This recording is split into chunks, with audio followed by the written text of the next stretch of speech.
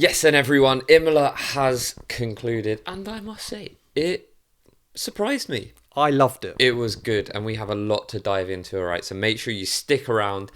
If you're new here, make sure you subscribe, or if you're listening to us on an audio platform, do give us a 5-star rating, because it really does make a difference to us, and we really appreciate it. We also love it when you leave a comment on Spotify, YouTube, anywhere where you are participating in this podcast. I don't know if that's not the right phrase, but yeah, make sure also you check out Box Club. We are Box Pod, powered by Box Club. You can get an exclusive, yes, that's right, exclusive 30% discount code if you click the link in our description. But Box Club is also free to download. If you don't want the Ultra version, you can just try it out, but I reckon you'll be converted. But download it. The app is free on both App Store and the Google Store, whatever you have to use for Android. I don't have one, so I don't know. And yeah, get involved. It really is a banging app for all F1 fans, so you will not regret it. And then, like I said, if you do want 30% off the Ultra subscription, use our code BOXBOX. Something is in the description. We'll just forget about that bit. Anyway, make sure you also check us out on social media. We are across all platforms, but most notably Instagram and TikTok. And yes, we do post additional content there.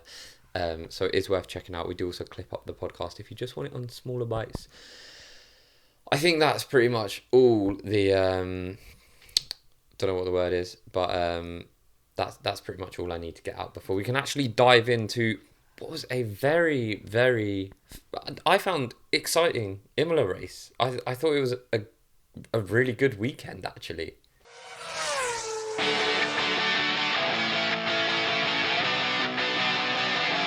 Yeah, and I mean, firstly, have I told you I'm doing a marathon this year? Oh my God. Okay, let's move on. Yeah, I actually really enjoyed it, and I was actually pleasantly surprised because I think we've discussed, haven't we? We've had some, when we did...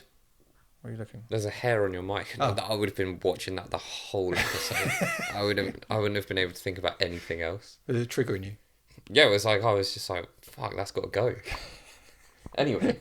But we discussed last week, didn't we, about the fact that we've had a few good races at Imola over the last few years. Yeah. And which, can I just add, like, obviously Imola is a track that is kind of notorious for not being the best for overtaking. It's a track that everyone loves. It is. It's historical. There's a lot of...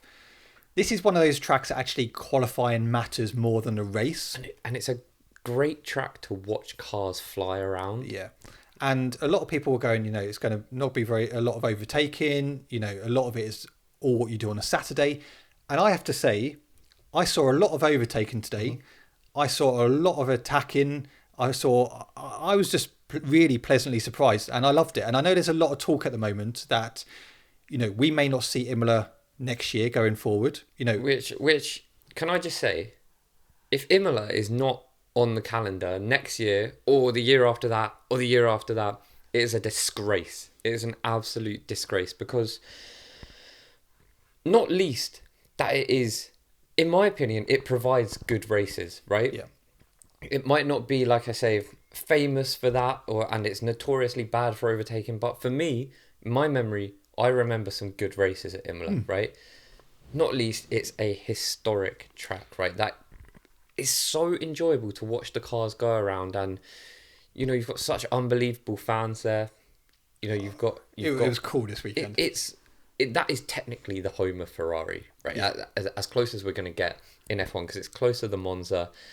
I just think you can't get rid of it. It would be a disgrace. But I think the FIA need to listen to the drivers because every single driver this weekend said they love this track. It's a proper driver's track. Mm-hmm. It's not one of these street circuits. It is, you've got gravel either side. It is the skill of the driver. And I know you can say that every week, but it's all about what the driver does on that day.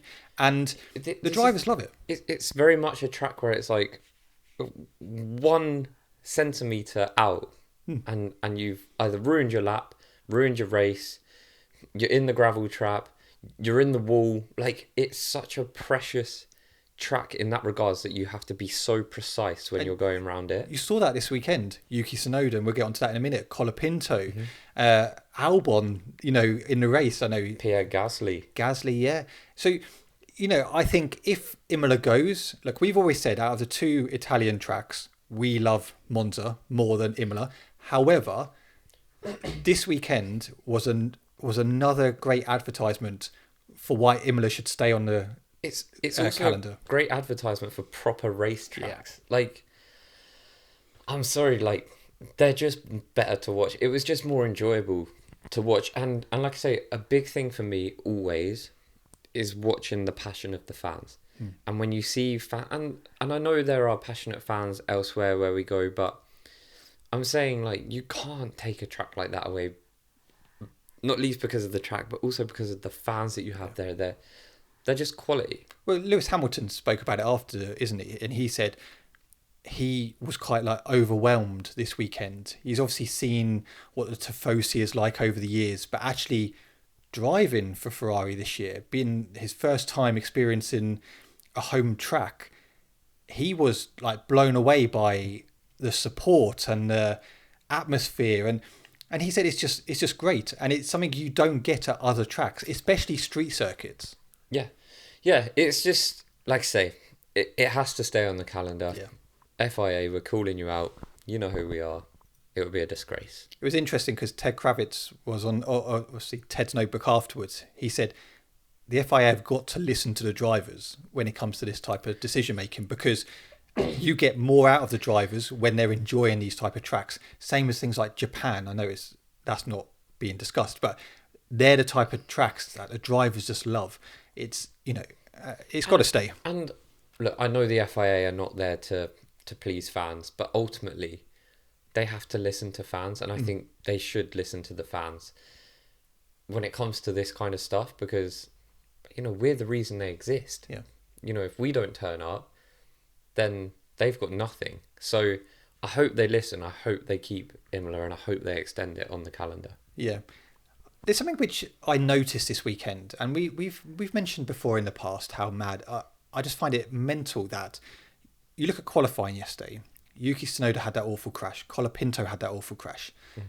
You come into the race today, 63 laps, right? Mm-hmm. There was no crashes. Isn't it mad how these drivers, and I know that's why they're the 20 best drivers in the world, but you can go from one day having a horrific crash, losing it on a curb or whatever, but then do 63 laps non-stop.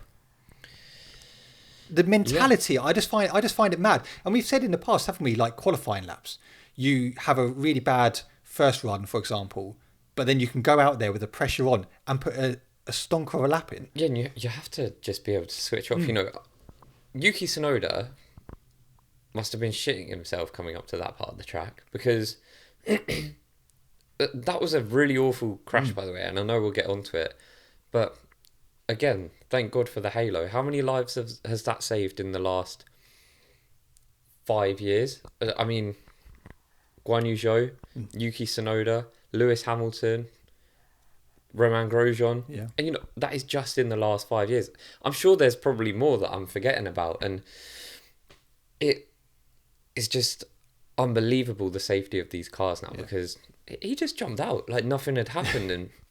and I know his body would have been pumping with adrenaline, but mate, I mean, you would have been sitting there thinking, God, neck's a bit sore. Or probably going to have a couple of weeks off work now. I think if you had a crash like that in a normal car, I mean, firstly, you might be dead. But let's assume you've evaded death, right? You're at least taking a couple of days off work. We were in hospital for a few days having tests. Then actually, look, the trauma of it, you need some time off. Yeah.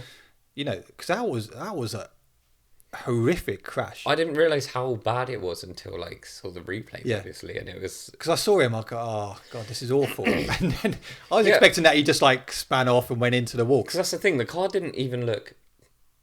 We've seen cars look worse from less impactful crashes, I think. I mean, it looked bad, but... It did look bad, but when I saw it from that first shot, it was that kind of front-on shot. I was like, oh, what's he done here? Must have just lost it and just smashed the wall. But no, he flew into the wall upside down, basically. It would buff out. Yeah, it'll buff. Right, let's get into the weekend. We'll go through each team. Where do you want to start? Well, let's start at the team that had the worst weekend. And I'm going to call them the yo-yo team this season because I don't know where they are from one weekend to the next. Can I guess who you're going to say? Well, I think it's pretty easy. Haas. Awful weekend for them. I was when I saw that, the end of the race and you look at the classification just to see, okay, where did everyone finish? And it was like, yeah, that's a bad weekend for Haas. And it was just last week we were saying, Ai Komatsu in our top 3 F1 team principals, he's not in there, but he does deserve a mention. And I stand by that. But they are very inconsistent. It's very track specific where they do well. Yeah, it's very evident that is the case, and that's probably going to be the case for the year. It's really interesting to see because for me it makes them so unpredictable. And look, they're never going to be. They're never going to be like up there, but you do think that there is opportunities for them throughout the year to grab some more points, but I couldn't tell you where it's going to be. No. Because the car is just so unpredictable. It's interesting. So Ocon qualified P18, Ollie Behrman P19. There's a lot of confusion because, look, we give the stewards a bit of a hard time at times because of their decision making. It took them forever yesterday to make a decision of whether it's going to be Bortoletto going through to Q2 or Ollie Behrman. Ollie Behrman, obviously the red flag came out before he finished his lap, and they were lucky there was a red flag. Like, imagine if, I don't know, it was a yellow and he had gone through or something and they had to make this decision. He would have gone through, Bortoletto would have missed out on the opportunity, and then he would have eventually just been demoted or disqualified. My worry is if it was a yellow flag they were making a decision now, they'll still be doing it. Yeah. We'd have no race. They'll still be going with that. But yeah, the decision making was just long. So obviously Ollie Behrman went out in P19. The race, again, it was just awful for them. What did you think on that decision? Did you think it was harsh or? I can understand if Ollie Behrman had like another corner to go or whatever. But he was already on that main straight. He was basically crossing the line as it came up. There was no one in front of him. The crash wasn't in front of him. And it's tricky, isn't it? Because the argument here, I know what you guys on TikTok are going to say is like, well, it's the rules. Like, if you make an exception there, then you have to make an exception everywhere. And I completely get that point. That is a very, very valid argument. But I think there is a lot to be said for someone that is literally just about to cross the finish line and the crash isn't there. It's kind of like, I think does it matter? But I know it does. It does. Personally, I think look, the rules are the rules. It was a red flag. The red flag went before you finish a lap. And actually, that's what it should be for across the board. Whether you've got one turn to go, whether you're on the main straight, whatever. For me, that was an easy decision. You could see that he hadn't crossed the line when the red flag came on. That's it, done. Yeah. But they delayed. They're long, aren't they? They delayed. They took like another 20, 25 minutes. They're just slow. It was poor. But obviously... They were slow with a safety car in the race, so... when Kimi pulled up on the side. But also, can I ask, what was the difference from Ocon pulling up to Kimi pulling up? One's a virtual safety car, one's a full safety car. What is the difference? It didn't make any sense. The only thing I can think of is there was like a little escape bit where they could pull the car out, but you still they're pretty much in the same places. You would have had to have had people out there. Yeah. I didn't. I was with you. I thought the first one was going to be a full safety, and then the second one, I thought was going to be a full safety, and it was, but so slow. The yellows came out, and it must have been like 15 seconds before 20 seconds, but all the cars had gone past the pits. Well, the Ferrari team actually came out into the pit lane and there was still no safety car. Because anyone with a brain cell could have looked at that and been like, that's a safety car. Let's pull it out, lads. Yeah. Because I know Corey put in the chat, what's the difference between these two? And I couldn't tell you what the difference was because they're pretty identical places where they stopped. So, yeah, look, awful day for Ocon. He retired. Ollie Behrman, he pitted and then had an issue where he thought that his tyre was loose and then came back in without telling the team he was coming in. It was just an awful day for Haas all around. And a bad day at the office, and Haas are going to have bad days. They're also going to have good days. Yeah. Still stand by it. Ayu Komatsu has done a great job there. Yeah, very much so. Sauber, because you know, all the bigger teams we got coming up, so do stay tuned for this. But Sauber, Hulkenberg qualified P17, Bortoleto got into Q2, P14, and you know, Bortoleto all weekend, and this is he finished last today, but no, he finished last today. But again, like we've said each week, and we can just put this on repeat each week, another solid weekend, a one without crashes this weekend, more experience under his belt. Yeah. Because when you look at certain rookies, they are crashing, and I know he has done in the past. But I think this is all you can ask from Bortoleto at this point. We've said Sauber at this point in time is the worst team to be at, right? Out of all the rookies, he's pulled the shortest straw. Yeah. Okay, he's had to come into a team that is working on another project, right? Which is completely fine and valid. Like the circumstances, it all makes sense. But his job is to literally get the car across the line every single race. Minimal damage. Doesn't want to cost them anything. He just wants to get experience. He wants to just work on learning how to drive an F1 car properly. And I think you can't complain about Bortoleto. I think the one thing I would probably note, and I know Hulkenberg is a very good driver, right? We've said this, that he really deserves a shot at a top team to be at least a number 2, because I feel like he's earned that. The disparity is a bit big for my liking between the two of them in race pace. Hulk is he's always in a position that I feel is better than that car. Well, you saw him today overtaking Alonso.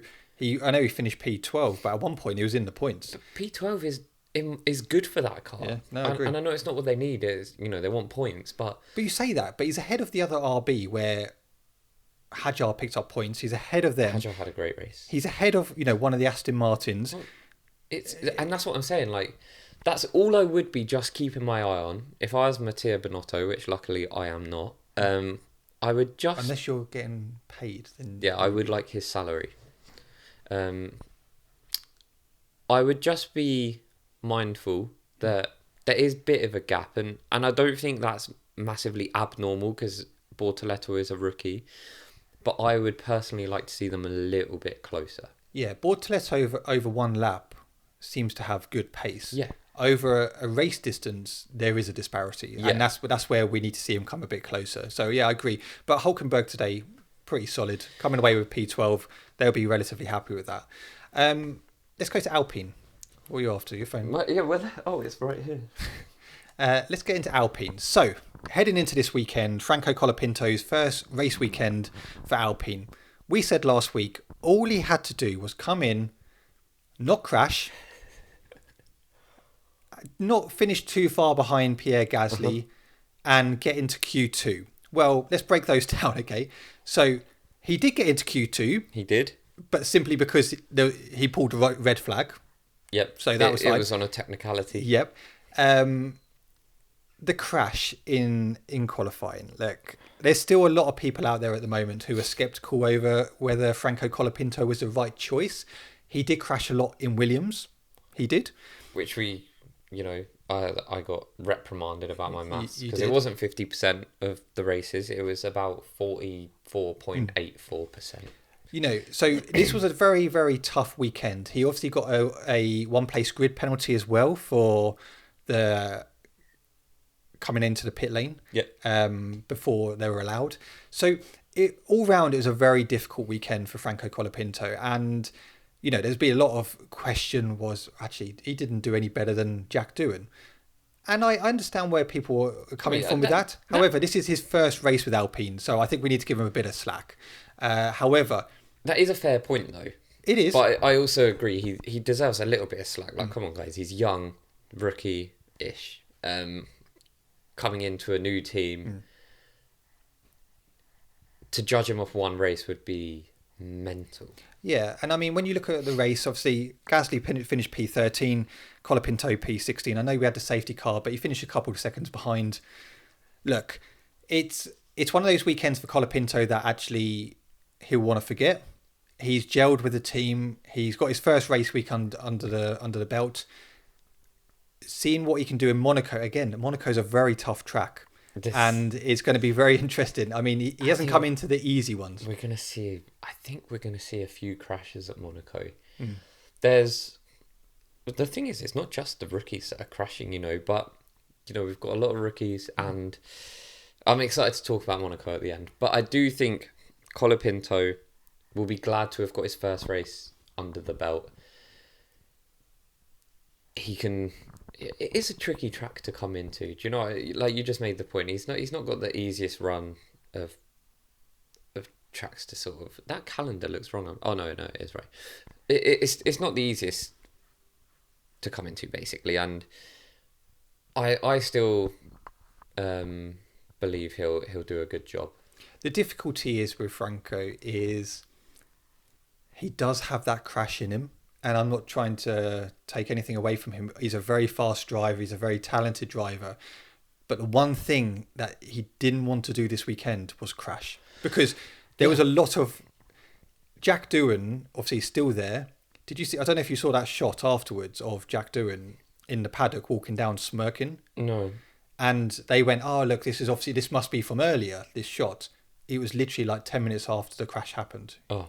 So, yeah, but this is taken out of context. Someone had probably just told him a joke or something, and he was just. Well, have you seen Franco crash? Yeah, yeah. I've seen that. Yeah. Yeah, no, but he's allowed to be happy. Do you know what I mean? He's allowed to smile at things just because Franco Colapinto has crashed. But whether it's the right decision or not is way too early to tell. I stand by the fact that I think it is the right decision. I stand by the fact that I've openly said I think he crashes a little bit too much to be. Franco Colapinto was put on a pedestal, right? And he was sort of portrayed to us as if he was the next big thing. And he absolutely might be at some point. But I didn't get that from watching him at Williams. What I saw was a very good, raw, young driver.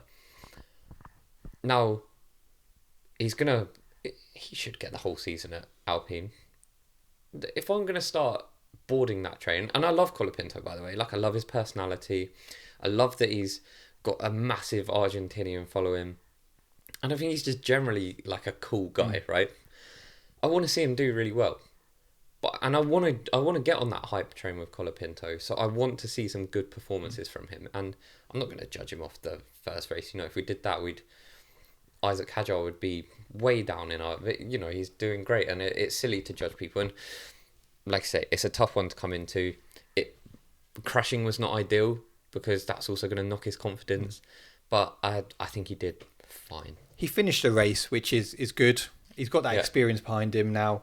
The one thing I have to say about Alpine, I feel like they've brought all of this pressure on themselves, because we've said before, haven't we?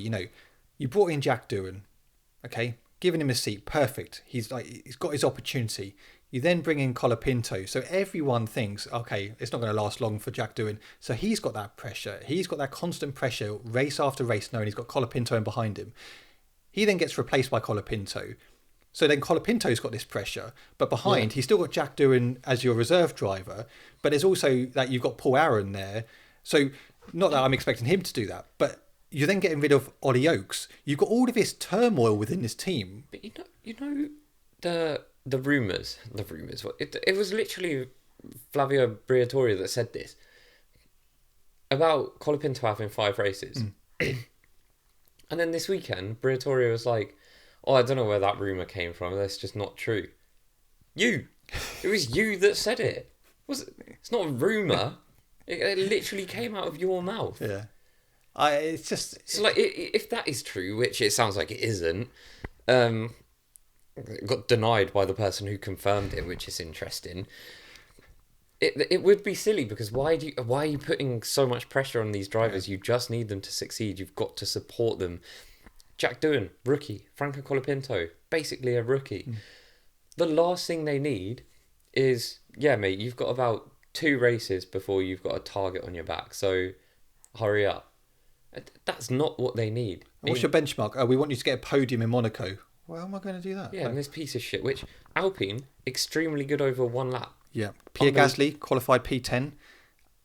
I mean, look, he had that battle with Charles Leclerc. His race kind of got ruined from there. He ended up finishing P13. Look, Alpine weren't really anywhere this weekend. It was, I mean, they had a good qualifying, but apart from that, they weren't really. It's quite a disappointing weekend for them. Yeah, look, Alpine are another one of those teams where they've got a new power unit next year. But I think it'd be very track specific for Alpine again this year. Yeah, well, it was interesting. They were talking about it, weren't they? That the Alpine's power unit, the Renault engine is just not very good. So if you see them round 1 lap on a track like Imola, and they were doing well, if they had some straight line speed behind them, all of a sudden it could be a different story. So I do think Alpine are sort of...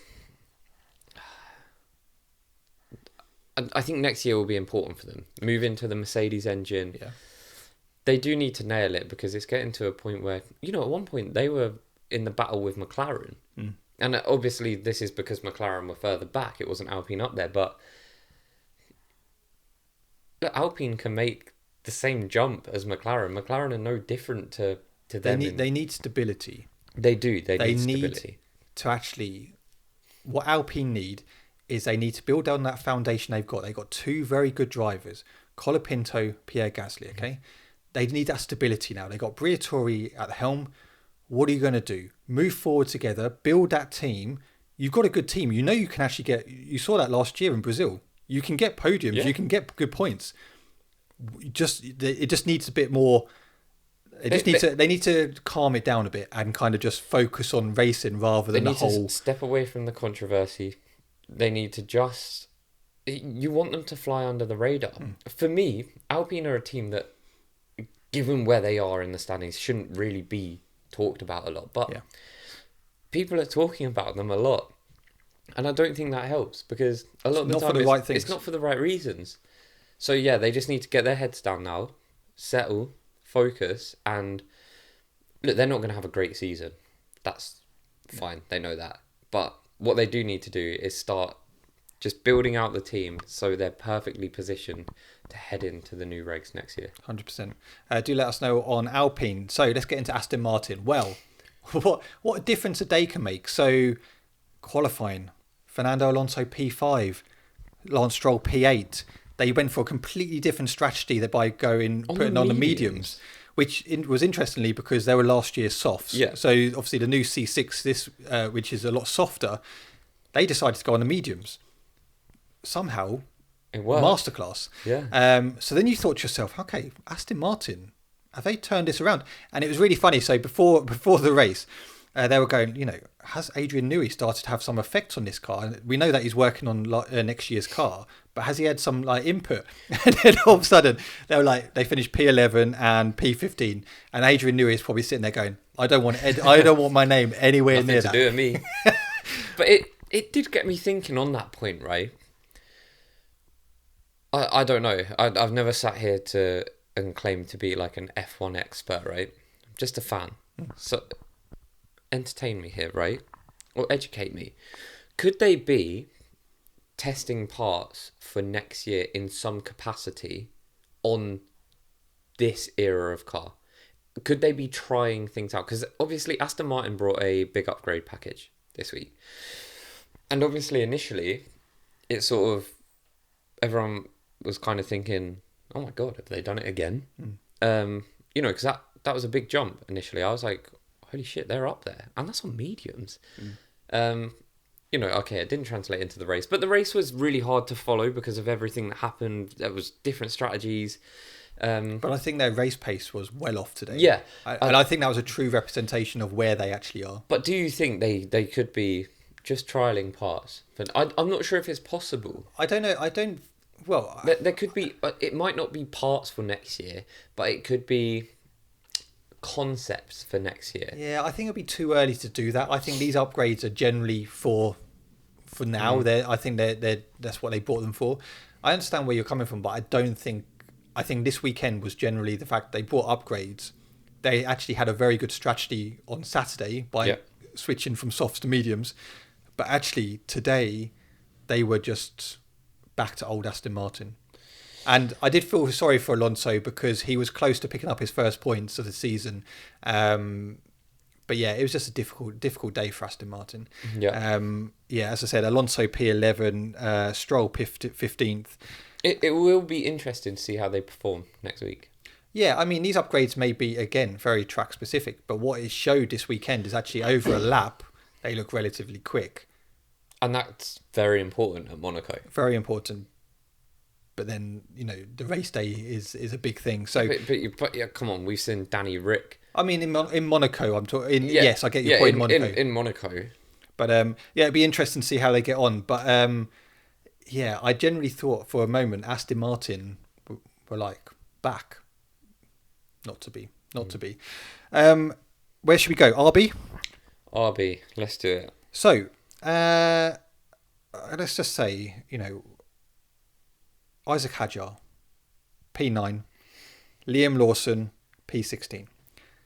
Isaac Hadjar has Liam Lawson in his back pocket. Yeah, it's it must be difficult for Liam, and I don't normally sit here and like cut people slack because it's just not the type of fan that I am, but I do for Liam Lawson because I still feel bad for him. This must be just such a tricky time. You get given the Red Bull seat, 2 races chopped because you finished dead last in both races in a Red Bull, while Max Verstappen won a race, and do you know what I mean? Been in the mix. You then get swapped out for someone else. You come into the team, and now you're being beaten by the rookie. And I know what you're going to say. Liam Lawson is a rookie. No, he's not. I don't care, and I'm not having this argument again. But he's not a rookie, and he should be. He should be the one that is. He looks like the rookie. He does. But he shouldn't. He should be the one that looks like the experienced driver or the more experienced driver. And I'm gonna say it.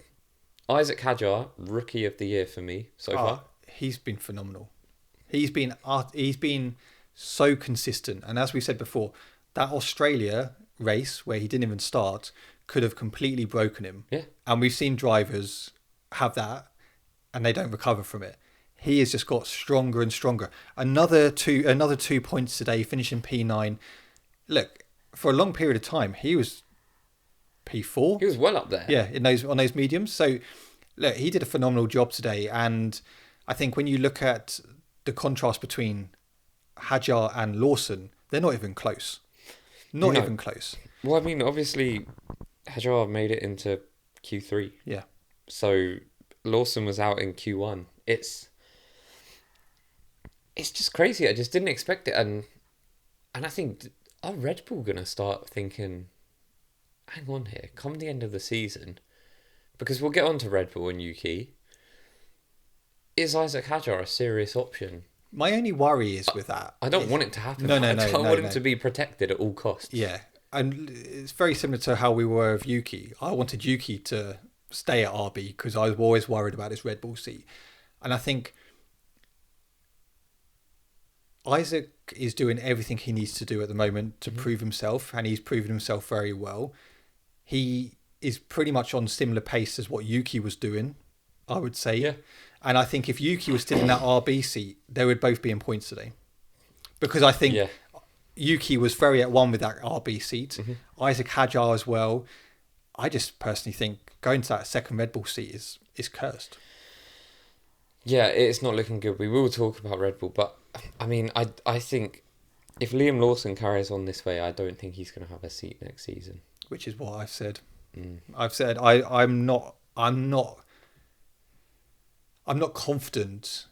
We're only race 7. Okay, so we had the first 2 races with Red Bull. They were shocking. The last 5, and some people will say, yeah, but he's done all right. He's done all right. He's finished races, all of this stuff. He's been nowhere near Isaac Hadjar. Nowhere near. And to prove yourself, you need to be beating the rookie on that team. And people might say, oh, this is double standards because of what you said about Bortoleto and Hulkenberg, but Hulkenberg's a very experienced F1 driver that is very quick. And Hulkenberg is beating Bortoleto. Yeah, That's my point. Like, we were saying, oh, Bortoleto, you can cut him some slack because of this, and they're also in a rubbish car. Like, this RB has been proven to be able to pick up points, and Isaac Hadjar is a rookie. He's not driven an F1 car before this season, consistently. So Liam Lawson shouldn't be beating him every race. That's not what I'm saying. I'm just saying it needs to be a lot closer between them. You can kind of understand if you get out qualify one time and then you beat them in the race and vice versa. But Isaac Hadjar is just out qualifying Liam Lawson. He's outperforming him in the race week in, week out, pretty much. It doesn't look good for Liam Lawson at this moment in time. It doesn't. Where should we go next? Mercedes? Yeah, rough weekend for them. Rough weekend. Antonelli's home race, qualified P13. George Russell, however, qualifying P3. Again, Mr. on P3. on those mediums. Very impressive from George. And I did generally think that they had, from what I saw, I was thinking, okay, they've got quite good pace this weekend. It didn't transpire. And I know there's a lot of factors into that, the virtual safety car, the changes, all that. Obviously, I got really confused. It doesn't surprise me. How did George Russell drop so far down when he came out behind Charles Leclerc? Yeah, but this is where I put in the chat. The undercut was really strong, but for some reason, Charles Leclerc, they pitted. I know they pitted. He was one of the first ones to pit onto hards. It worked a treat, but for some reason, people like Oscar, people like George, when they pitted early, they got stuck in so much traffic. Yeah. It was mad. It shafted them. It did, and we'll get on to Oscar in a second, because I do think McLaren did screw Oscar's. I agree. But we'll get on to that in a second. But yeah, Russell, I just don't think they generally had the pace on the whole. I know George was really frustrated with Oscar into turn one, because that whole first turn, and I will get on to Max in a bit, but I thought George was going to overtake Max. Yeah. And I thought, what an overtake. And all of a sudden, we'll get on to Max's overtake. But that was mental. Crazy. It was mental. But what did you think about George complaining about? I didn't know what Oscar did. What did he do? I think what George was saying is because George had a better start. Yeah. But I think because Oscar... So what's Oscar meant to do? Pull over and let him through? Yeah. Like, I thought he was just moaning about it, but... I didn't really get it. What was he at? Was he upset that he didn't overtake him? I think because he felt like Oscar was slow. He broke way too early into turn one, which meant that he feel he did break a little early. Yeah. But I think because he needed to go full send into that. He did, yeah. But I think because they were quite compact, that's why George was so close, and that's why he lost that position he lost that option to overtake. Yeah, it's racing. What would George Russell have done? Rustle those feathers. Yeah. That came up the other day that did numbers. It did. Yeah, I liked it. But yeah, Russell ended up finishing P7. Kimi Antonelli in this home race DNF'd. It was weird, wasn't it? It looked like he just went over that curb, and then it just went. The car just gave up. Yeah, it was really bizarre. But yeah, disappointing day for them, but disappointing in general for Mercedes. I expected a bit more from them this weekend. Yeah, no, I agree. Well, I mean, I think you kind of, in qualifying, not from Kimi, but I mean, George got P3 again. So I was like, oh, he's going to pick up another P3 in the race, isn't he? But yeah, like you say, it just didn't translate into the race and ended up being a bad weekend for them. Yeah. But Mercedes have been pretty decent. They've been consistent. Yeah, I agree. Ferrari. Okay, if you asked us yesterday, we were in quite a bad mood, you and I, weren't we, with regards to... So look, this is what I'm going to say, right? Ignore the race result. Ferrari, it is unacceptable. It is unacceptable that, number one, you are Ferrari and you have produced a car like this. You've gone backwards from last year.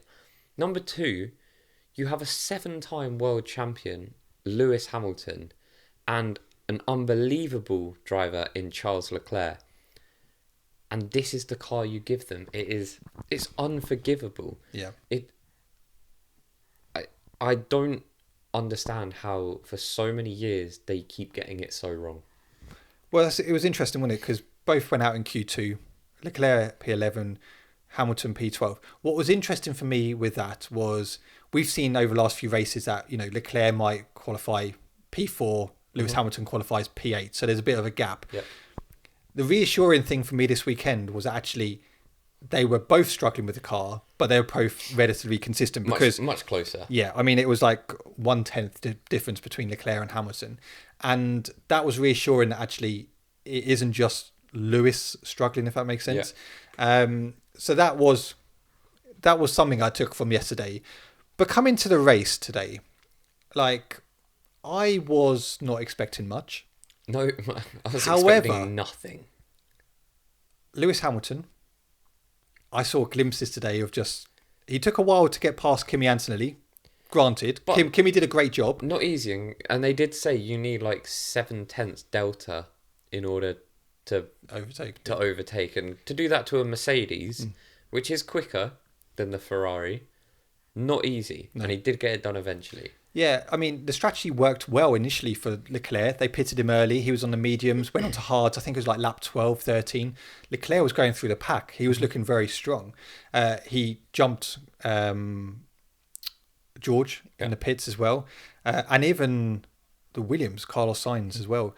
And you thought to yourself, okay, that's quite a good strategy. Then I got a bit worried because I was like, well, okay, people like Oscar and that all catching, Lewis. Lewis was on the hards. I was thinking this is going to be one of those races where Lewis ends up just finishing like P9 or P10 or something.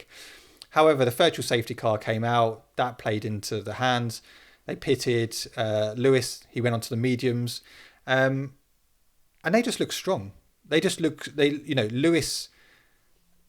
just looked in the zone today. Yeah. And he looked solid. So great battle from Leclerc and Albon. Mm-hmm. What was your thoughts on that? I actually felt like I can understand why. I felt like Ferrari made the right decision in saying to Leclerc, look, there's a potential we might get a 5-second penalty, which means that potentially we might lose 3 places instead of just one. It makes more sense just to say, give up that place, and then we just lose 1 place rather than 3 or 4. I liked that today. I actually felt like they were quite decisive in their decision making. At least they made a call. Yeah. But for me, I don't really see what Charles did wrong. No, I agree with you. And he was obviously angry over the radio. And I kind of get it. It was his corner. At no point was Albon ahead of him.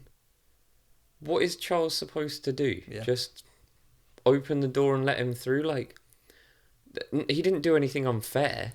No, but that's the issue, isn't it? Penalties are being given so easily now for instance like that. Actually, you have to be able to let people race, and when people race, sometimes someone's going to end up in the gravel or cut in the grass, and unfortunately sometimes in the wall, or that is racing. And I feel like Charles obviously he didn't get a penalty because he gave the place back, but I felt like it does take away a little bit from the spirit of racing, because you're supposed to find a gap. You're not supposed to have rules that mandate someone to open a gap for you. And I know that you have to race fair, right? So if Albon was, like I said, maybe he had overtaken him into the corner or moved ahead even slightly, then Charles has to leave room. But I don't see anything wrong with what he did. I don't know why he would have given the position back. Yeah. I think they were just covering just in case, which I get. I get it on Ferrari's part, and it makes sense because it was like, look, we don't know what they're going to do because no one knows what the FIA are going to do or the race directors, whatever. So just give it back, because if you don't and you do get a 5-second penalty, well, chances are you're going to end up 7th or whatever. And I think,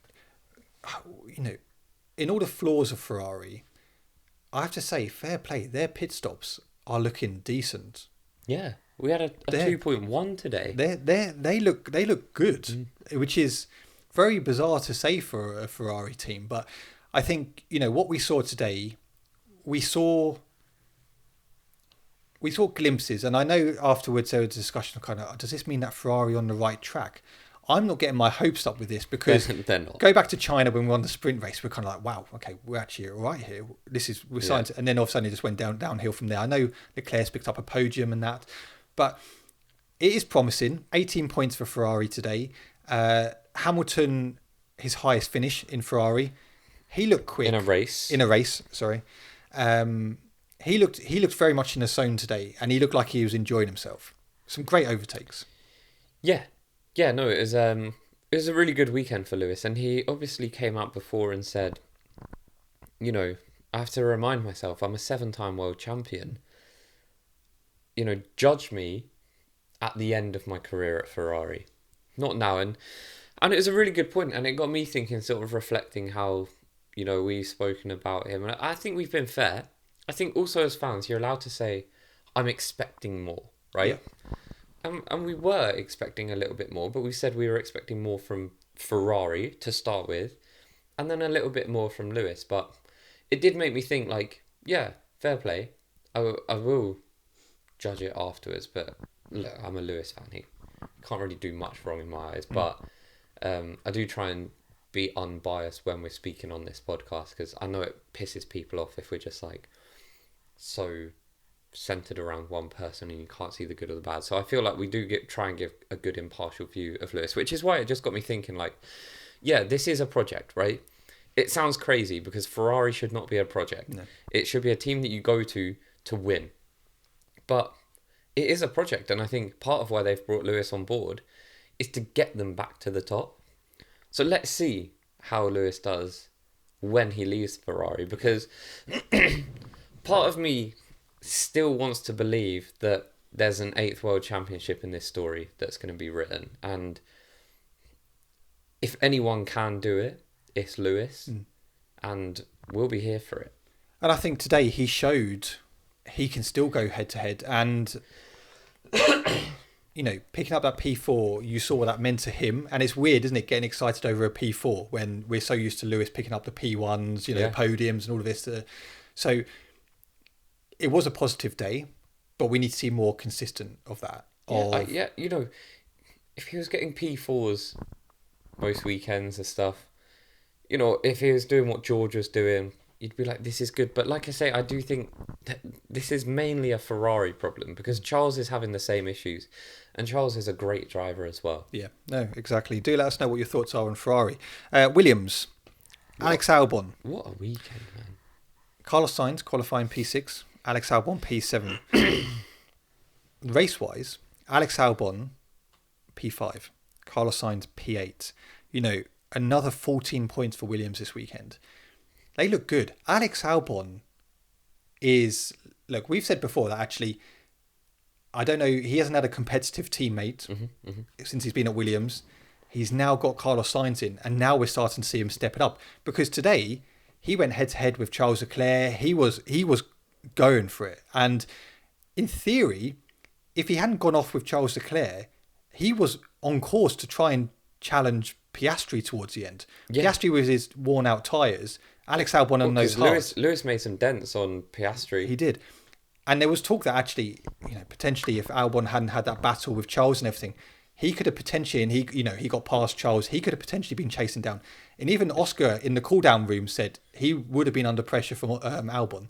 Which is crazy, isn't it's it? Mad. I mean, James Vowles, I can't clap because I'm holding a microphone, but I'm giving you a round of applause, because that team is...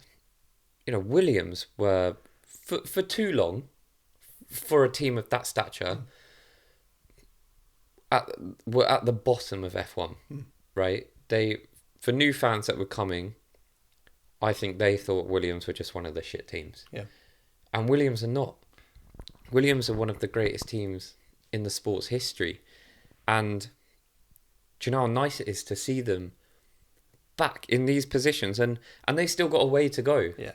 But just honestly, 2 years ago, Williams were horrendous. You had Logan Sargent. Man, it was it's so refreshing to see, and I like Williams, and I've said before, likelihood is after Lewis retires, I probably will become a Williams fan. I like Carlos Sainz. I probably follow Carlos if he's still there, and we've always admired James Vowles. It was always a big move for him to go.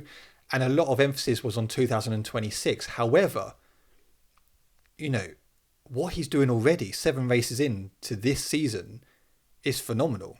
And that Williams team is a real competitive team. And actually, they're on course to even be ahead of Ferrari at this moment in time. Yeah. Well, So- I mean, a lot this weekend, they looked ahead of Ferrari. It's great. It's honestly great to see, and it's weird. One of my friends is a Williams fan, and he messaged me now. I'm starting to get more and more messages from him over the last few years. I don't hear from him at all because it's because They stay quiet. difficult for them. But now, like yesterday, he was messaging me going like, honestly, watching a Williams get into even Q3 or even chat is just phenomenal, and that's down to they got a very solid driver lineup. Yeah. They've got a fantastic, team principal in James Vowles. The team are behind him. He's got them all working in unity, and it is phenomenal. It really is phenomenal. Yeah, you love to see it, and I really hope this 2026 plan of theirs comes to fruition, and I want to see them right up at the front with all the other boys. If they have a strong year this year, heading into 2026 puts them in a very good stead. Yeah, for sure. It's 2026 is a clean slate, but it is building off these cars now. Yeah. And it gives you great confidence going into that year that they're going to do something special. It's brilliant. Love to see it. Right. 2 teams left. McLaren and Red Bull. Which one do you want to go to? Let's go to Red Bull because I just want to talk about Max Verstappen's overtake into turn 1. Man, that was so good. It came out of nowhere. It's a move that at this point in time only Max Verstappen can pull off. I would say that's one of the best overtakes into that turn 1 I've ever seen. How late was he on the brakes? I could not believe it. I literally watched it in. And this might sound ridiculous to people because I'm not saying it's one of the best overtakes that's ever happened, but it was just the way he did it into that turn 1, round the outside, up against Oscar Piastri, leading the World Championship in the quickest car on the grid. It was just watching it like, that was all about the driver. And that was a Max Verstappen overtake. And it was just perfect. I hated it. Every single second of it. Isn't it mad though? Because I looked at it and I was like, and I said earlier on, didn't I? It looked like George was going to overtake Max. Yeah. Oscar had a very good start. It looked like George was up next to Max. I was like, okay, Max is dropping down here. I do think Oscar bitched it a little bit. Oscar even came out afterwards and said that he braked too early into that corner. And the thing is with Max Verstappen, you give him any sniff of like a gap, he will take it. Give him an inch, he'll take a mile. Yeah, but it was phenomenal overtake, and it was. Yeah, I mean, Oscar should have done better. Yeah. in my opinion, but to be honest, I don't think it would have made much of a difference. I think that Red Bull was on a different level today. I would say, yeah. Max pulled off very, very comfortably. Very comfortably. But I think if Oscar had the clean air, I feel like it would have been the same sort of thing. On this occasion, I don't think it would, because I think... I don't think it was the Red Bull on a different level. I think it was Max. Okay, yeah. That car... what Max did today was just Max. And I think when you even saw that after the safety car, Max just went off with it. He was comfortable. And I know you could say Oscar was on the older tyres and stuff like that, but Max had that under control throughout the whole race. He never looked flustered. He never looked bothered. And I truly believe that Red Bull today was class above of Max Verstappen and car. Yeah, it was Max in that car that made it. Yeah. Special, but he just controlled that lovely, and it was as he says, simply lovely. He rose out very well. Yuki Tsunoda, especially after the difficult crash yesterday in qualifying, to then come back starting from the pit lane, pick up a P10, pick up a point, is a positive weekend for Yuki, especially it's a positive weekend in the sense of a positive race day in the sense of it's not normally much overtaking. That's what a lot of people were saying. Gained a lot of places, but he said himself that crash was an unacceptable crash. But we said in the chat, didn't we? That car didn't look right going into that corner anyway. The porpoising on that was just mad. To me, it didn't really look like he did too much wrong, in fairness, but he came out and condemned himself for it. And Yuki needs to, if he wants that seat next year, he really needs to start upping his game, desperately. And I want him to. I love Yuki there. I hate the fact that you went there. I really do hate the fact Yuki went to Red Bull, because I knew this was what's going to happen. Yuki Tsunoda would have more points if he had stayed at RB. 100%. 100%. And I think Yuki's a very talented driver. We've seen that. This Red Bull car, unless you're Max Verstappen, is just... Yeah, but I'm sorry, that just doesn't wash in F1. No, I agree with you. I know what you're saying, but you can't get away with that. No. You can't have one driver winning races, getting pole positions, and you're crashing and getting P10 and then having people say, oh, it was a positive weekend. Well, I know. I'm not saying it's a positive weekend. It's P10. No, I know. He needs to be up there. He should have been in the fight. He should have been up there with Max Verstappen. That's where they need to be. I agree with you. When I say positive, what I mean is starting from the pit lane. He should never have been in the pit lane in the first place. It ended better than it started. Yeah. But not good enough. And come on, Yuki, I'm backing you. Yeah. I need to see more from you. When do Red Bull get to a point where they go, okay... Should we just put one car in? Let's just fuck the other car off. We literally save 50%. We use that for a big party at the end when Max Verstappen inevitably wins the World Championship. We can spend more on catering. Exactly, because they need that budget. Yeah. That is a good idea. Look, I'll come in. We'll cut all the costs straight down the middle. You're still going to end up with the same amount of points, because Max Verstappen is the only driver that seems to score points for that team of any significance anyway. Just do it.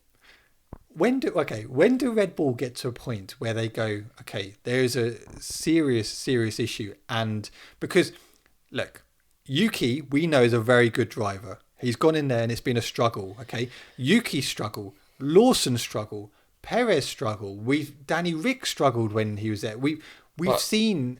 It's time that maybe we start saying, are Red Bull not getting... Yuki Tsunoda is a good driver. Is he a top team driver? I don't know. For me, it's still too early to say, and I want to say he's good enough to be in a Red Bull. But it's going to get to a point where we say, if they put Carlos Sainz in that Red Bull, do you think he'd be where Yuki is? Because I don't. But that's interesting, because I would say Carlos Sainz has underperformed what I expected in the Williams. So actually, if I put him in that second seat in Red Bull, would we see the same? I'm not saying Carlos Sainz has been awful. I understand he's gone into a new team. But we all expected that actually Carlos Sainz would be edging Albon when he went into Williams, which hasn't quite happened. So if Carlos Sainz went into the Red Bull, would he have as much success as what Yuki or Perez did? I don't know.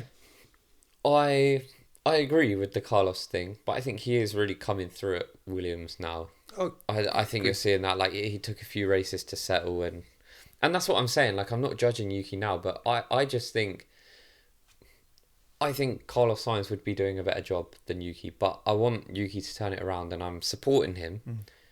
It's just a conversation that I think, there's going to come a point where Red Bull need to say, actually, we just need another top driver in this second seat, because, it's very likely that they're going to lose out on even second place in the constructors to Mercedes. Well, it's interesting. And if Ferrari makes some developments, Max cannot constantly compensate because he's not going to win every single race. So Christian Horner was asked about what is their main focus this year, the constructors or the driver's title. He didn't even think about it. He said driver's title. That's our main focus this year. That's what we're going for. And that is such a different contrast from what McLaren are, because McLaren are very constructor centered. And I understand that's where the money comes from, and I get that. But they have enough. These teams get enough money. Yeah. But let's, because we can kind of segue into McLaren with this, right? Yeah. Because this got me thinking. You're right. They are focused on the constructors, but they don't need to be. They're going to win the constructors, right? That is going to come naturally. And there was obviously Lando coming over the radio when talking about Oscar being on old tyres. And I was thinking, I get it, by the way, like Lando doing that. I'm not berating him for this, but I would have berated the team if they had swapped the positions. Oh, yeah, 100%. Because you didn't need first place and third place for the constructors, right? At this point, it's about who's going to win the World Drivers' Championship. Yeah. And you have to let those boys race for that. Because that's what it comes down to. You cannot gift that to anyone. Because if you're not careful, the likes of Max Verstappen will pick up those points and come through and win another title. Yeah. And he will do that. If you've got a Red Bull team who are solely focusing on a driver's title, that's where their sole focus is. And unless you are going to prioritise a single driver, which we've seen they're not, even though some of the strategy was a little bit Lando orientated, should we say? Well, let's touch on that, okay? Because obviously Oscar Piastri qualified. He got a pole position yesterday. Very good lap from him. Lando Norris, another difficult Saturday for him, qualifying in P4, getting outperformed by the Red Bull of Max Verstappen and George Russell. Look, I've said this before with Lando. If you want to be a world champion, you need to be consistent all weekend, and you need to put yourself in the best possible position every weekend. The reason why Max Verstappen won today is, one, he had a very quick car, granted, but he put himself in the best possible position he could do, leading him into race On day. Saturday, yeah. And the difficulty is Lando doesn't do that, and he openly says himself that actually he struggles on a Saturday. It needs to be better. But there's all this talk that, Lando's the next world champion, all of this stuff, blah, blah, blah. But actually, he needs to put it all together. It needs to be, when you look at all the champions over the year, Lewis Hamilton, Michael Schumacher, Max Verstappen, they put it on pole, or the worst case scenario, they're the second, and they'll go and win that race. That's what a real champion does, okay? Yeah. This weekend, Lando didn't do that. Yes, okay, he finished P2, but okay, that's, fine. But you haven't taken much from Oscar Piastri. You've taken 3 points. And Yeah. that may be the difference come the end of the season, but No, he needs to do better. this weekend was the first weekend where I started thinking maybe Oscar is the superior driver. And Have I not said that? you have, but I haven't. It's not something that I'm like definitive on, but it was the first weekend that I started thinking it. Yeah.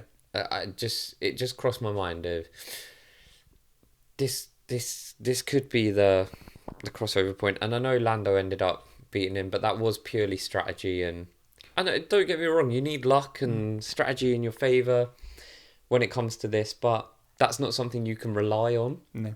Well, And I think Oscar just showed that he was quicker this weekend. Yeah. Oscar said in post race that actually the strategy didn't really work for him today, and what he's touching on is the fact that he was on the mediums. Both him and Lando started on the mediums.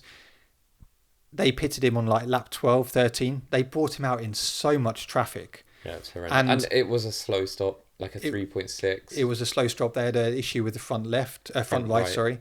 And it was always difficult. But I think what Oscar showed today, his overtaking was brilliant. He came through that pack really well.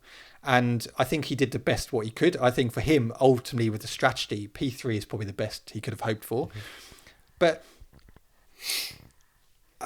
they didn't make it easy for Oscar today. However, they made it a lot easier for Lando. And Lando had that luck with regards to the virtual safety car where he pitted, all of that stuff.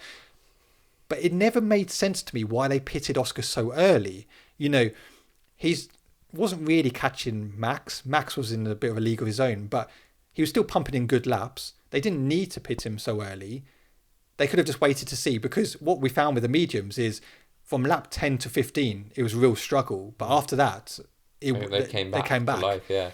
So I think they did a knee-jerk reaction with pitting him, and I think they were trying to, get the undercut with Max. It just didn't work out for him today, and I think the difficulty is, I think what Oscar showed today was, okay, he finished P3, but I think he still came out of that looking the better driver with regards to... He did. Some of the overtakes were brilliant. I love the fact that Red Bull asked Yuki to hold up Oscar. And he just couldn't. Literally, on the first attempt, Oscar just got him. Yeah. But Oscar's overtakes were brilliant today, and I still think he's better placed to go on and win the championship. And who's your money on now, though? If you had to go and put a £100 bet on the World Drivers' Championship at this very minute, is it on Max or Oscar or Lando? Oscar. Really? The way I see it at the moment, I still see Oscar, because I think the McLarens will be stronger at more tracks than Red Bull this year. Yeah. So, and I think when you put the McLarens, I still would put money on the fact that Oscar will pick up those points more than Lando Norris. But my order, if I'm going by the top three out of the ones you just said, would be Oscar, Max, Lando. I think my money might be on Max. But I wouldn't be against that, because I think you can't rule out Max Verstappen when he puts in performances like this. There's just something about him that I just think I can't see him not winning the championship. No, the only thing that puts me towards Oscar is simply the fact of McLaren looks strong in pretty much all circuits, and when I say strong, I mean still picking up those P2s, No, I mean, P3s. They never turn up, and you're like, oh, they're having a bad weekend. Yeah. Where you see the Red Bull, and you're like, that is struggling, and Max is doing the best he can with it. I get that the car's a lot more consistent. It's a lot better, but I didn't think Red Bull had any right to win this weekend, but Max Verstappen turned up and he won it for them. And that's why I think, how many more tracks is he going to do that at? Because you can't write him off. No. And I think when you look at, what Oscar has won 4 races this year, Max has won 2, Lando's won 1. Yeah. 4, 5, 6. Yeah, that was right. 7 races, isn't it? Look, at this moment in time, my money would still be on Oscar.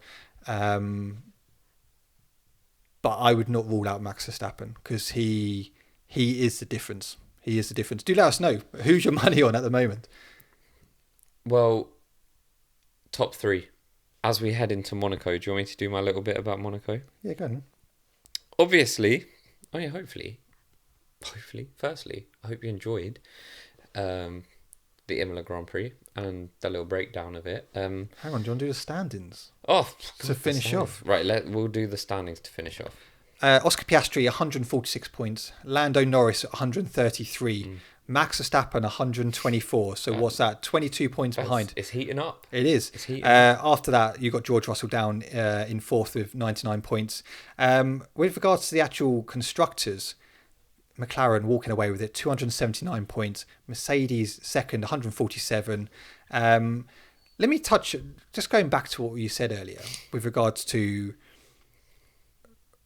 McLaren. There will become a time where they will need to change that focus from constructors to drivers. It's now. McLaren do not need to worry about the Constructors' Championship because they are going to win it anyway. I did like the fact that they let them race today, though. Yeah. I like the fact that there was no team orders. They let them race. They have to let them race because this season is about who is going to win the Drivers' Championship. McLaren are going to win the Constructors' Championship. They're on course. They could take both. Drivers and... Yeah. But they've got to play it smart. What you can't do is start throwing in team orders for the Constructors, because this is not a Constructors' battle. Yeah. This is a championship battle between the drivers, okay? Yeah. And you simply cannot throw in orders because it's not going to work. Then if you give team orders to Piastri or Lando, like, oh, let him through, like this will better place us for the Constructors, they'll be like, fuck off, boys. We've won that. I'm not giving him the position because this is about the Drivers' Championship. Yeah.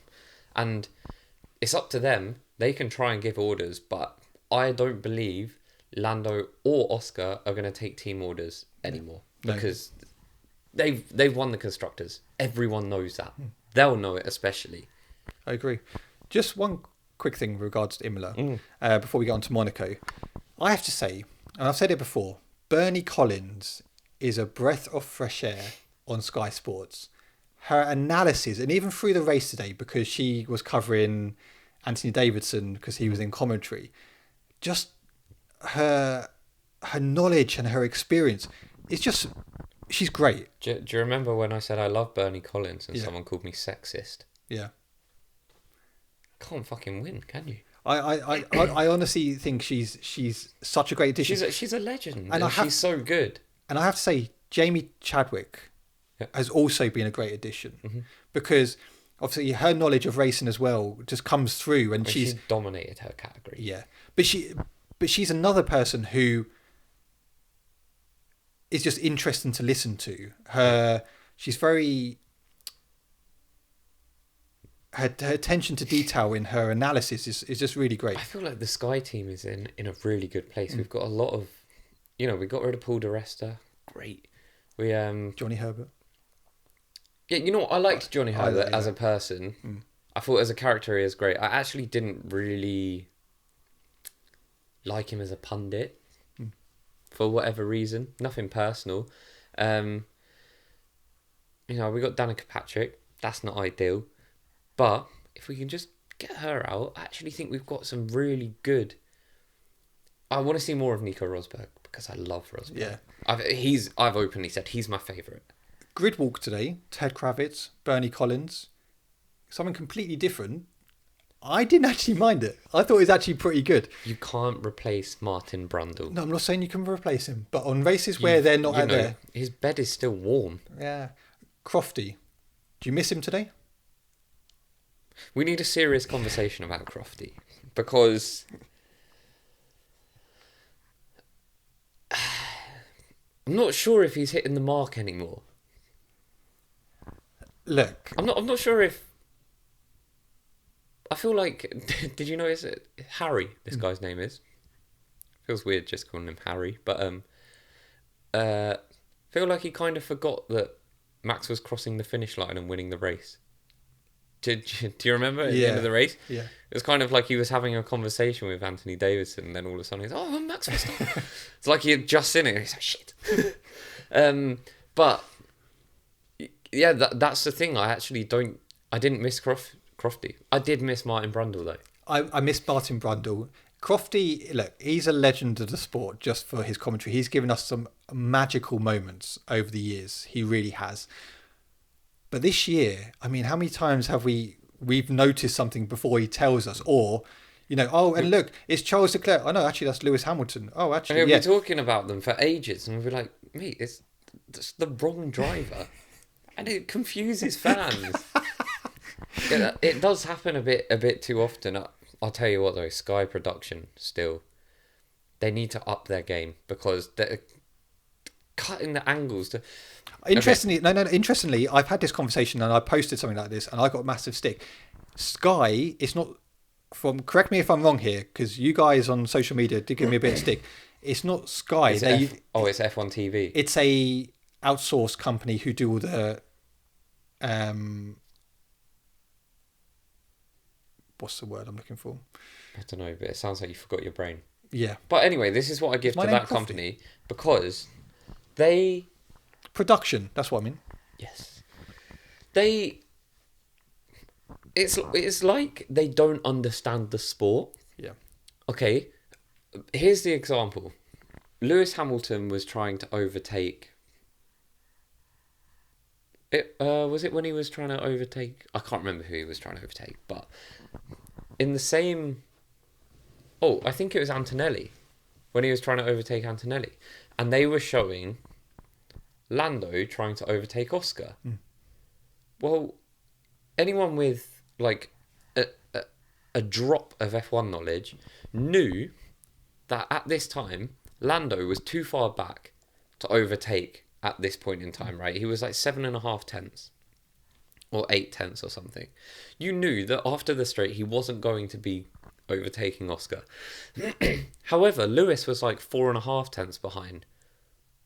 So what do? They show Oscar and Lando. We don't get an overtake. You basically miss the Kimi overtake. Yeah, do you know what I mean? It's like they don't have knowledge of the sport, so then they're not able to produce it properly. The production has been pretty poor for a few years now. We miss so many overtakes on track because they're showing something where it's like, we know an overtake is not going to happen here. Get it off the screen. Yeah. No, I agree. Do let us know what your thoughts are. Did you miss Crofty? Did you miss Martin Brundle? Right, Monaco. Yeah, before we head into Monaco, we're officially 29% of our way through the season. How did you find that out? Box Club. Here you go. 394 laps completed. 2,152.7 kilometres. That would get you to Mozambique. Would it? No, I made that part up. Oh, nice. But obviously we are heading to Monaco next week, and you're going to want to know the schedule, aren't you? Yeah. Please hold cooler. He's just trying to work. He's just trying to work out the actual app. I'm in. Give me a second. I'm coming, guys. Yeah. So what you got planned this week? Anything nice? Do let us know. Right. Are you ready for this? We've been ready for the last 5 minutes. What, are you part of Sky production? No, trust me, I've got this undercover. 3.337 kilometres, 78 laps, 19 turns, top speed of 289 kilometres per hour, and 41.95 metres elevation. Right, we've got practice 1 at 12:30 p.m. UK time, so adjust accordingly. Practice 2 at 4 p.m, practice 3 at 11:30 a.m, quali at 3 p.m, and the race is at 2 p.m. on Sunday. I will also give you some of the stats, or a little quiz. Most successful constructor At Monaco. Yeah. It's McLaren, I think. How many wins? 18. 15. Most successful driver. Isn't it something like Ayrton Senna or something? How many wins? Wasn't it 5? 6 wins for Ayrton Senna. And who holds the lap record? Charles Leclerc. Lewis Hamilton with Oh, a 1:12.9. Come on, Lewis is always going to be in these in some capacity. But should just mention before we go any further, there will not be a podcast next week. Really? Surely you know this. I'm in Italy. Oh, no, I didn't know that. Oh, Yeah. good. So you found out the same time as I found out. So this is where we're so close, us lot, because Yeah, no, I'm flying out to Italy on Thursday, Friday, definitely Friday, and then I fly back Monday night. nice. Okay, yeah, I didn't know that, but cool. So make sure you follow us on social media because we're going to be posting all things Monaco. Who will be posting? Matt this? is going to be posting all things Monaco. Yeah, I mean, you very rarely see Luke do any other work. I turn up here. He turns up. I so- edit the podcast. Yeah, you do. I do the thumbnail. You do. I upload it to Audio Boom. So Well, when you want to. it wasn't my fault. Okay. But yeah, basically, I'm not here next week, but I'll be back the week after. Good. Good to know. Thanks. That's So- good to know. The question is, Luke, Top 3. Whoa. Oh, Don't take away my line, all right? I've got it on my schedule here. okay. Right, Luke. You pointed at your leg, but your phone's there. Yeah. Luke, who's your top 3 for the Monaco Grand Prix? Max Verstappen. You're starting to see Luke come off this Lando hype now, and it's very interesting to see. I don't know what you're talking about. Yeah. Lewis Hamilton. And Oscar Piastri. Interesting. Don't quite. The Lewis Hamilton bit is interesting. Trust me, Um, you boys will be coming back to this saying, "Good call." Well, I'm pretty sure they won't be. My top 3: Oscar Piastri, Max Verstappen. I'm gonna go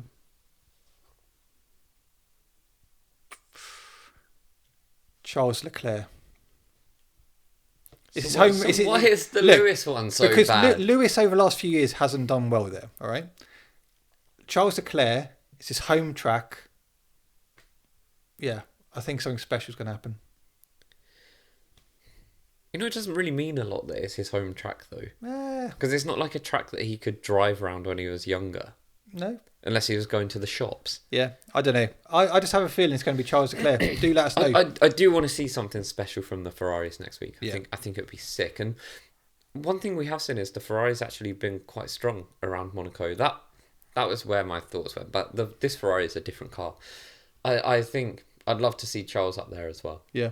But for me, Max is just going to pull out the lap. And he'll qualify P1.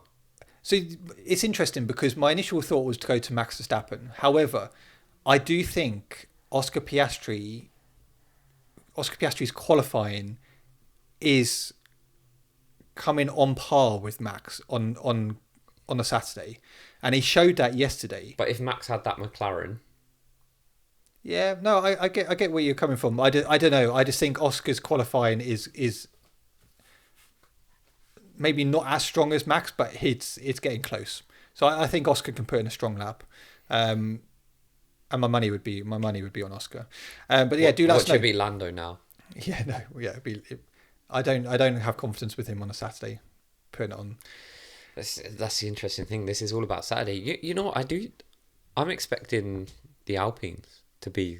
I think we're going to see Pierre Gasly top 10. Yeah, it wouldn't surprise me. It's unpredictable because from what we're hearing, weather-wise, there may be some rain expected, which Horner discussed earlier on. Which means we won't be able to watch. There would be no race. There will be no racing this weekend if there is any rain at Monaco. Do let us know who's your top 3 for the Monaco Grand Prix. I'm looking. I love triple headers. I love the fact if you had F1 every week, I'd be delighted. Yeah, agreed. I just love it. But yeah, that is the end of the podcast. So hopefully you have enjoyed it. We won't be back next week. But we will be the week after. You sure? Maybe. Yeah. But yeah, do check us out on all social media. There will be lots of clips on TikTok. So all of our post-race reaction will be on TikTok and Instagram. So go and check us out on there. YouTube, if you're watching on YouTube, hit the like button, subscribe if you're new. If you're listening to us on Spotify, leave a 5-star rating. We really appreciate it. And you can also leave a comment on the podcast. So yeah, thank you for watching. Have a great week and we'll see you soon. Bye-bye.